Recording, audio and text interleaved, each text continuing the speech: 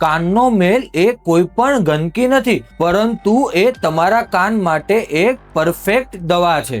આપણું શરીર જાણી જોઈને એ કાનનો મેલ બનાવે છે, જે સ્વભાવમાં એસિડિક હોય છે, જેના કારણે ત્યાં બેક્ટેરિયા, ફૂગ કે વાયરસ બિલકુલ પણ ઉગી નથી શકતા. અને એ ચીકણું પણ હોય છે, જે ધૂળ, જીવાત કે કોઈ પણ ખરાબ પદાર્થને પડદા સુધી પહોંચતા પહેલા જ ચોંટાડી દે છે. કાનની અંદરની ચામડી મેલને ધીરે ધીરે બહાર ધકેલે છે, અને બોલવું કે પછી ચાવવું એ મેલને બહાર કાઢવામાં ખૂબ જ મદદરૂપ થાય છે. કોટન બડ્સ વાપરવાથી કાનનો થોડો મેલ તો બહાર નીકળે છે, પરંતુ બાકીનો મેલ કાનના પડદા તરફ અંદરની બાજુ ધકેલાય છે. ઘણીવાર ત્યાં ગઠ્ઠો બની જાય છે, તેમજ ઘણીવાર તો કાનના પડદામાં કાણું પણ પાડી દે છે.